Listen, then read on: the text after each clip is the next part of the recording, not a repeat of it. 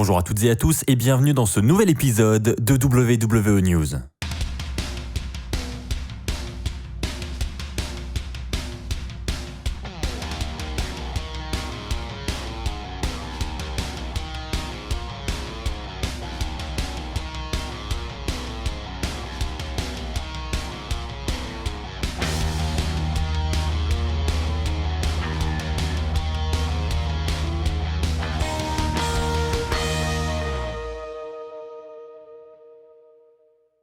J'espère que vous allez tous très bien, c'est Axel de la chaîne YouTube WWE Fan France, on se retrouve pour un nouvel épisode de news.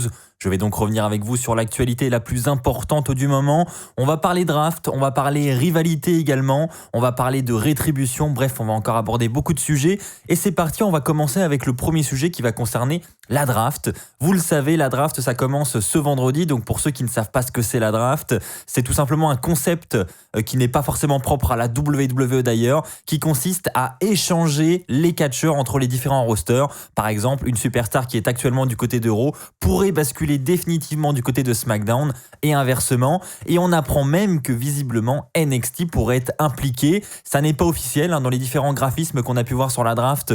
On parle seulement de Raw et de SmackDown. Mais la news que je vais vous annoncer va à l'encontre de tout ça, puisqu'on apprend que Johnny Gargano et Candice LeRae, qui viennent tout juste de perdre leur combat à NXT TakeOver 31, pourraient rejoindre le roster principal durant cette draft. Alors on n'a pas de détails sur le show qui serait choisi. Est-ce qu'ils iraient du côté de Raw ou du côté de SmackDown, mais en revanche, il est dit que actuellement en coulisses, la tendance est d'envoyer Johnny Gargano et Candice LeRae du côté du roster principal, ce qui m'étonne pas plus que ça, parce qu'on va pas se mentir, Johnny Gargano, ça fait très longtemps qu'il est du côté de NXT, même s'il a fait quelques apparitions dans le roster principal, il n'a jamais vraiment fait ses débuts à part entière, donc il faut bien qu'il les effectue à un moment donné, et effectivement, il est peut-être temps que cela arrive, mais comme beaucoup, je pense, ses débuts dans le roster principal, ils font toujours peur pour une superstar, parce que c'est soit tout l'un, soit tout l'autre, soit on réussit, soit on échoue.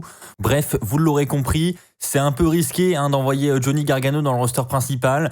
Reste à savoir s'il va bien être utilisé. N'hésitez pas à me partager votre avis dans les commentaires. Est-ce que vous avez envie de voir Johnny Gargano dans le roster principal et est-ce que selon vous, la WWE va bien l'utiliser? À savoir que l'info que je viens de vous rapporter n'est pas officielle, évidemment, c'est une rumeur. Les plans peuvent changer comme toujours à la dernière minute à la WWE, donc il ne faut pas s'étonner si au final Johnny Gargano n'est pas drafté, mais sachez que actuellement en coulisses, c'est la tendance. Allez les amis, je vais continuer avec une news qui va être légèrement en lien avec la précédente puisqu'on va parler de la rivalité entre Bray Wyatt et Kevin Owens. Alors pourquoi je dis ça?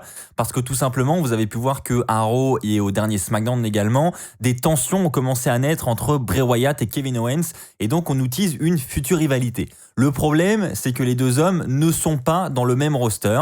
On a d'un côté Kevin Owens du côté de Raw et de l'autre Bray Wyatt du côté de SmackDown. Et malgré ça, on voit qu'ils arrivent quand même à se croiser durant les différents shows. Mais c'est temporaire. Voilà, il va falloir à un moment donné que l'un des deux change de roster. Donc déjà, première info, il est fort probable que soit Bray Wyatt, soit Kevin Owens changent de roster lors de la draft. Ensuite, c'est pas l'info que je voulais vous rapporter. L'info que je voulais vous rapporter, c'est que la WWE aurait de vrais plans concernant Bray Wyatt et Kevin Owens pour une rivalité, mais pas une petite rivalité, vraiment une rivalité à long terme. Donc ça devrait durer plusieurs mois. Alors, il y a peu de temps, il y avait encore des plans pour une future rivalité entre Roman Reigns et Bray Wyatt The Fiend pour avoir cet affrontement que beaucoup de fans attendent. Ils voulaient d'ailleurs le faire avant WrestleMania 37. D'ailleurs, ça pourra sans doute se faire quand même. Mais en tout cas, sachez que là, actuellement, les plans pour Bray Wyatt, c'est Kevin Owens. Alors pareil, Kevin Owens, il est actuellement en mini-rivalité avec Aleister Black. Est-ce que la rivalité va se terminer lors de la draft? Est-ce qu'ils vont être séparés par les rosters? Moi, je vois cette solution-là. Mais visiblement, il ne partirait pas sur une rivalité face à Aleister Black, mais plutôt face à Bray Wyatt. Donc n'hésitez pas vous aussi à me partager votre avis dans les commentaires. Qu'est-ce que vous pensez d'une future rivalité entre Kevin Owens et Bray Wyatt? En ce qui me concerne, vu comment ça a démarré, j'ai plutôt hâte de voir la suite et voir comment la rivalité va évoluer. Eh bien écoutez, parlons de Roman Reigns puisqu'on vient de légèrement aborder le sujet. Roman Reigns, vous le savez, actuellement c'est une rivalité face à Jey Uso, face à son propre cousin, rivalité qui dure depuis maintenant plusieurs semaines. On a eu un premier affrontement à Clash of Champions. Ils vont s'affronter de nouveau à Hell in a Cell, cette fois-ci dans une cage d'acier, en Hell in a Cell match. Eh bien, sachez que les plans sur le long terme seraient d'aller à l'encontre de tout ça une fois de plus, puisque la WWE prévoirait de créer un clan dominant du côté de SmackDown ou de Raw, en fonction du roster où ira Roman Reigns. Mais en tout cas, il voudrait faire un clan avec ses propres cousins.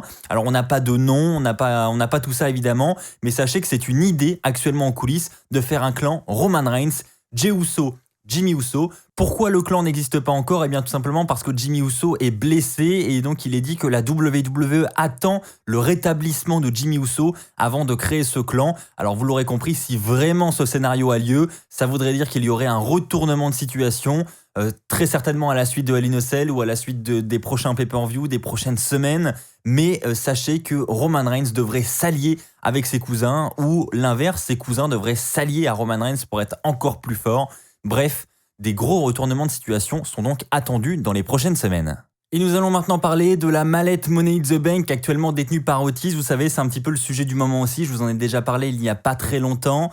Eh bien, sachez que c'est de nouveau d'actualité puisqu'on a WrestleVote, ce fameux compte Twitter qui vient de lâcher une nouvelle info en début de semaine. Et donc, il a révélé que actuellement à la WWE, il y a toujours des discussions pour remettre cette mallette de Otis en jeu, pour que Otis perde cette mallette et que toute cette histoire devienne une storyline majeure à la WWE, que ce soit vraiment la grosse storyline du moment. Alors on n'a pas les détails sur ces plans qui sont prévus. En revanche, WrestleVote nous informe de quelque chose, c'est que ces plans ne sont pour le moment pas en place parce qu'il est dit que tout simplement Vince McMahon est le fan numéro 1 de Otis. Il adore ce que fait Otis, donc si évidemment Vince McMahon n'est pas en accord avec toutes ses idées en interne, eh bien cela n'arrivera jamais et Otis conservera la mallette. Ou est-ce que tout simplement Vince McMahon veut profiter de Otis avec cette mallette le plus longtemps possible pour organiser des petits segments fun comme on a pu le voir avec Miz et Morrison le plus longtemps possible, et ensuite peut-être que Vince McMahon prendra la décision de lui retirer la mallette parce que peut-être qu'il va se dire bon ok c'est peut-être fun mais en attendant Otis champion du monde c'est pas possible, c'est dommage de gâcher une mallette aussi, donc c'est dommage de faire perdre Otis. Donc si on remettait la mallette en jeu, voilà, j'insiste encore là-dessus, rien d'officiel, mais là on nous dit qu'il y a vraiment de grosses discussions en interne à ce sujet pour en faire encore une fois une storyline majeure. Donc on devrait voir des choses se dessiner petit à petit.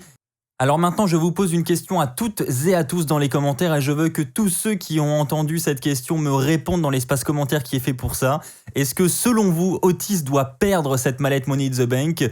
Dites-moi seulement oui ou non dans les commentaires. Je compte sur vous pour me répondre, qu'on voit un petit peu la tendance qui se dégage et voir si Otis a les fans de son côté. Est-ce que les fans croient en lui pour devenir champion du monde ou pas? Ça peut vraiment être intéressant. Voilà les amis, c'est ainsi que s'achève cet épisode de WWE News. J'espère qu'il vous aura plu. Si c'est le cas, comme d'habitude, je vous invite à lâcher un pouce bleu. C'est très important pour me soutenir gratuitement sur YouTube. On se retrouve très très vite pour de nouvelles vidéos. D'ici là, n'oubliez pas de vous abonner et surtout, n'oubliez pas d'être toujours fier d'être fan de catch. Allez, bye tout le monde.